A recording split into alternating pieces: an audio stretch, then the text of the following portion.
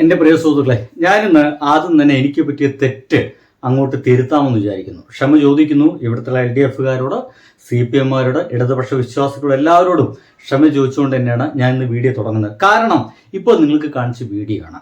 കഴിഞ്ഞ ദിവസം ഈ ഒരു ഇലക്ഷന്റെ ഒരു വിജയത്തിന്റെ ഭാഗമായിട്ട് പാലക്കാട് നമ്മുടെ വിജയിച്ച രമേഷ് പിഷാരടി അദ്ദേഹത്തിന്റെ വിജയത്തിന് ശേഷമുള്ള ഒരു ഷോ പോണ സമയത്ത് തൊട്ടടുത്ത് തന്നെയുള്ള ഒരു പാർട്ടി ഓഫീസിൽ നിന്ന് അതിഭീകരമായിട്ടുള്ള കല്ലേറുകൾ ഇങ്ങനെ വരുന്നു. നമ്മളെല്ലാം കണ്ട ദൃശ്യം അതാണ്. രമേഷ് പിഷാരിയുടെ തൊട്ടു മുമ്പിലൂടെ ഒരു വലിയ കുപ്പിയോ കല്ലോ സംതിങ് ഇങ്ങനെ തെറിച്ചു പോകുന്നു. ഇത് എൻ്റെ കയ്യിൽ കിട്ടിയ ദൃശ്യമുണ്ടായിരുന്നു. ഞാൻ അപ്പം തന്നെ അതെടുത്ത് ഞാൻ പറഞ്ഞു, എന്തൊക്കെ തന്നെയായാലും നമ്മൾ പരാജയപ്പെട്ടു, ഇവിടുത്തെ ഇടതുപക്ഷക്കാർ പരാജയപ്പെട്ടു. ഇനി ഒരു കാരണവശാലും അവർക്കെതിരെയുള്ള ആക്രമണങ്ങൾ ശരിയല്ല, ഇത് ശരിയല്ല, ഇത് വളരെ മോശമാണ് എന്ന് തന്നെയാണ് ഞാൻ വീഡിയോ ചെയ്തത്. ഞാൻ ആ വീഡിയോ വേണമെങ്കിൽ ഒന്ന് കാണിച്ചു തരാം. ഇതായിരുന്നു അതിട്ടോ.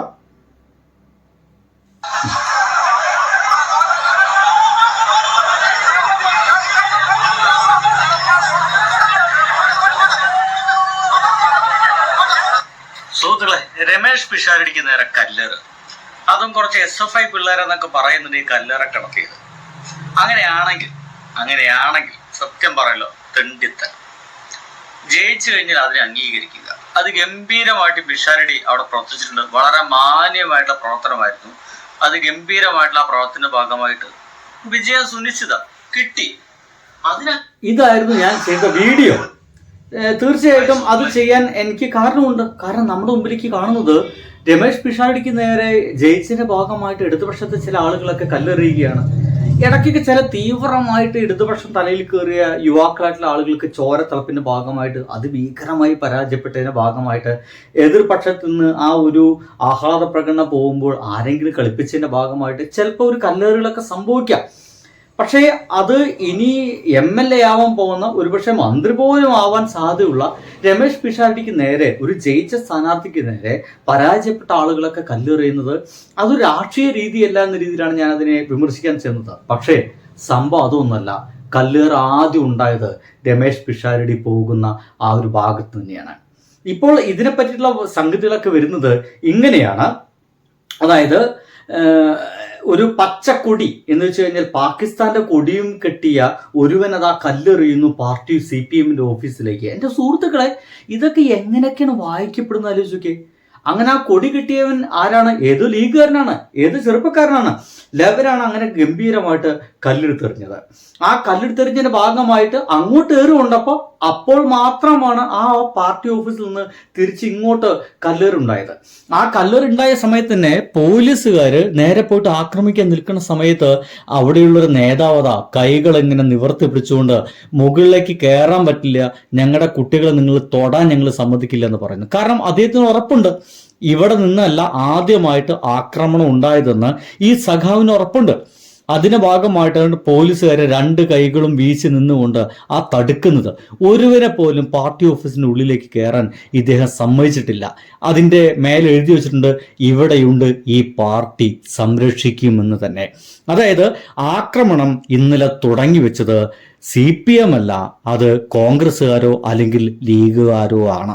ഇങ്ങനെ സംശയം പ്രകടിപ്പിക്കുന്നത് ആ ഒരു കൊടി കെട്ടിയവൻ, ഒരു കൊടി കെട്ടിയിട്ടുള്ളത് ലീഗിന്റെ കൊടിയാണ്. ഒരുപക്ഷെ ആ ലീഗിന്റെ കൊടി കെട്ടിയവൻ ആരായിരിക്കാം? ഒരുപക്ഷെ അത് കോൺഗ്രസ്സുകാരനായിരിക്കാം, അല്ലെങ്കിൽ ലീഗുകാരനായിരിക്കാം.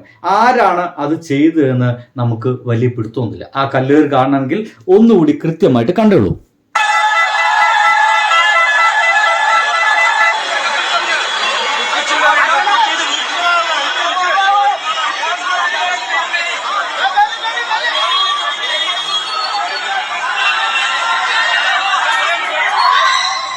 അതായത് ആദ്യം പ്രകോപനം ഉണ്ടായത് എവിടെ നിന്നാണ്? അത് UDFന്റെ സമരത്തിൽ നിന്ന് തന്നെയാണെന്നുള്ള വ്യക്തമാണ്. ഈ ഒരു സംഗതി കൊണ്ട് ആദ്യമായിട്ട് കയ്യിൽ കരുതി വെച്ച കല്ല് ആ ഒരു പാർട്ടി ഓഫീസിന് മുമ്പിലൂടെ പോകുമ്പോൾ അങ്ങോട്ട് എറിയുന്നു. സ്വാഭാവികമായിട്ടും അവിടെ നിൽക്കുന്ന മനുഷ്യരാണ്, ചോരത്തിളപ്പുള്ള മനുഷ്യന്മാരാണ്, അവർ തിരിച്ച് കല്ലെറിയും. എന്ന് വെച്ച് കഴിഞ്ഞാൽ എനിക്ക് തോന്നുന്നത് UDFലെ ചില ആളുകളൊക്കെ തുടങ്ങിക്കഴിഞ്ഞു എന്നുള്ളതാണ്. ഈ ഒരു തുടക്കം നല്ലൊരു തുടക്കമാകാനുള്ള സാധ്യത വളരെ കുറവാണ്. കാരണം അങ്ങോട്ട് എന്തെങ്കിലും ഒന്ന് കൊടുത്തു കഴിഞ്ഞാൽ ആ ചോപ്പന്മാരുണ്ടല്ലോ ചിലപ്പോൾ ഒന്നിന് പകരം 10 തിരികെ കൊടുക്കും. അത് വാങ്ങിക്കാൻ ചിലപ്പോൾ ആദ്യം കല്ലെറിഞ്ഞവന്മാർക്ക് ചിലപ്പോൾ ശേഷി ഉണ്ടായെന്ന് വരില്ല. എന്തായാലും അങ്ങോട്ടായാലും ഇങ്ങോട്ടായാലും ആരും തുടക്കം കുറിക്കരുത് ഒരാക്രമണത്തിനും. അത് ഒരു ജനാധിപത്യപരമായിട്ടില്ല. കഴിഞ്ഞൊരു 10 വർഷം എത്ര സമാധാനപരമായിട്ടാണ് പോയി എന്നല്ല ചോദിക്കുക. ഒരു കുഴപ്പമുണ്ടായില്ലല്ലോ. അതേപോലെ തന്നെ മുന്നോട്ട് പോയാൽ എത്ര സുന്ദരമായ കേരളമായിരിക്കും. എന്തായാലും ഒരു 15 വർഷത്തിന് കേരളത്തിൽ എന്തൊക്കെ ചെയ്യാണ്ടോ അതൊക്കെ ചെയ്തിട്ടാണ് പിണറായി വിജയൻ ഇറങ്ങിപ്പോയിട്ടുള്ളത്. ഒരു സംശയമില്ല. ഇനി ആ ഇറങ്ങിപ്പോയിട്ടുണ്ട്. ആ 15 വർഷത്തിലുള്ള പലതും തുടക്കം കുറിച്ചിട്ടുണ്ട്, പലതും പകുതിയാക്കി വെച്ചിട്ടുണ്ട്, പലതും മുഴുവനായി തീർന്നിട്ടുണ്ട്, ചിലരൊക്കെ തുടക്കം കുറിച്ചിട്ടുള്ളൂ. അത് നിൽക്കാതിരുന്നാൽ മതി, അതിനൊക്കെ തുരങ്കം വയ്ക്കാതിരുന്നാൽ മതി, വേറൊന്നുമില്ല. ബൈ.